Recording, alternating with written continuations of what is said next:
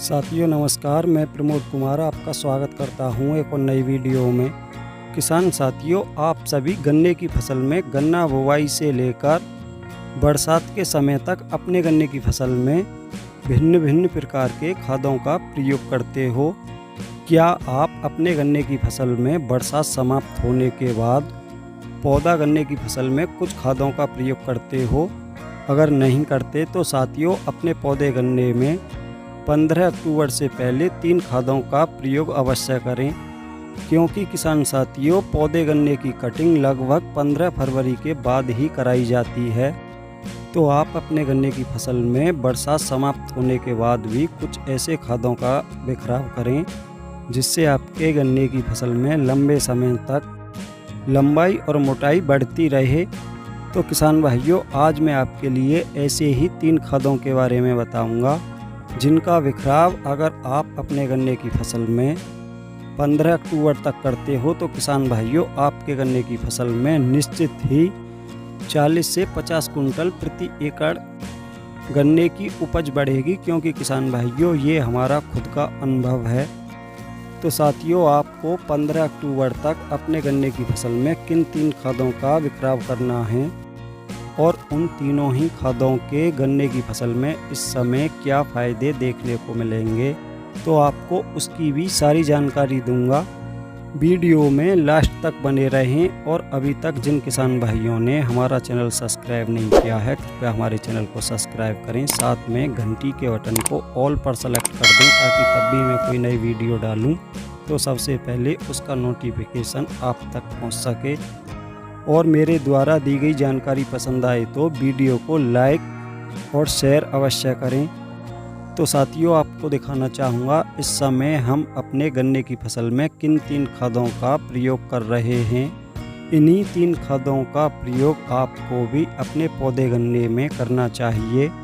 तो साथियों, जैसा कि आप देख पा रहे हो, एक बैग हमने लिया है यूरिया का और एक बैग लिया है हमने पोटास का। तो किसान भाइयों, ये हमारे 2 खाद हो गए। तीसरे खाद के रूप में किसान साथियों फेरस सल्फेट, जैसा कि साथियों आप देख पा रहे हो, इन 3 खादों का बिखराव हम अपने गन्ने की फसल में इस समय करेंगे। साथियों, आपको बताना चाहूँगा फेरस सल्फेट लिया है हमने 15 किलो। साथियों, आपको बताना चाहूँगा एक बैग यूरिया का हो गया और एक बैग पोटास का हो गया, साथ में 15 किलो फेरस सल्फेट हो गई, जिनका प्रयोग हम 2 एकड़ गन्ने की फसल में करेंगे। तो साथियों, जैसा कि आप देख पा रहे हो, हमने तीनों खादों को एक साथ खिला लिया है। इसके बाद किसान भाइयों, तीनों खादों को अच्छी प्रकार से मिलाएंगे, उसके बाद गन्ने में बिखराव करेंगे। तो साथियों, आपको बताना चाहूँगा अगर आप भी इन तीनों खादों का प्रयोग अपने गन्ने की फसल में करते हो तो किसान भाइयों, आपको विशेष करके इस बात का ध्यान रखना होगा कि इन तीनों खादों को एक साथ मिलाने के बाद तुरंत अपने गन्ने की फसल में बिखराव कर दें, ज़्यादा देर मिलाकर नहीं रखें। क्योंकि किसान साथियों, अगर आप इन तीनों खादों को एक साथ मिलाकर थोड़ी देर के लिए भी छोड़ दोगे तो इन तीनों ही खादों का पानी बनने लगेगा। जैसा कि किसान साथियों आप भली प्रकार से जानते हो, यूरिया के साथ फेरस सल्फेट मिलाने से यूरिया खाद पानी छोड़ने लगता है। उसी प्रकार यूरिया के साथ पोटास को मिलाने पर भी दोनों खाद पानी छोड़ने लगते हैं। तो इसलिए किसान भाइयों, इन तीनों ही खादों को आप तुरंत मिलाएं और तुरंत की तुरंत अपने गन्ने की फसल में बिखराव कर दें। तो किसान भाइयों, अब मैं आपके लिए इस समय गन्ने की फसल में इन तीनों ही खादों के फायदे बताऊंगा।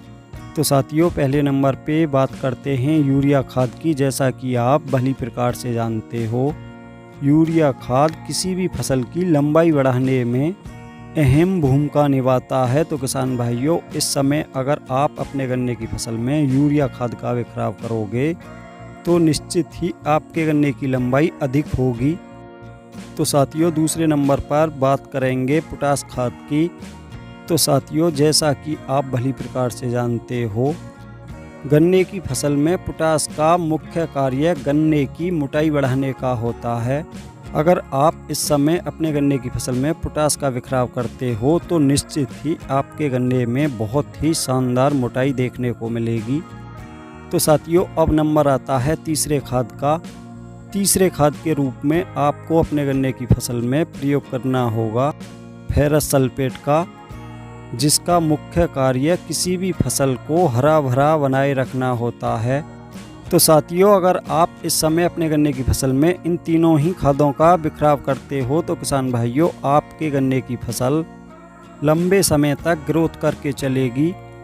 क्योंकि किसान साथियों, आपने बरसात के समय तक जितने भी खादों का बिखराव अपने गन्ने की फसल में किया था, उन सभी खादों की कुछ मात्रा को गन्ने की फसल ने प्रयोग कर लिया। बाकी की बची खादों की मात्रा बरसात के पानी के साथ मिट्टी में काफ़ी नीचे पहुंच गई, जिसको इस समय गन्ने की फसल प्रयोग नहीं कर सकती।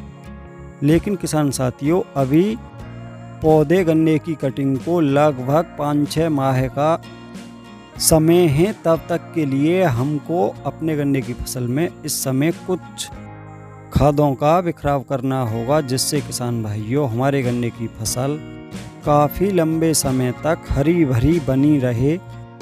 तो किसान भाइयों, अगर आप इन्हीं 3 खादों का बिखराव अपने गन्ने की फसल में करते हो तो निश्चित ही आपको अपने गन्ने की फसल से अधिक उत्पादन मिलेगा।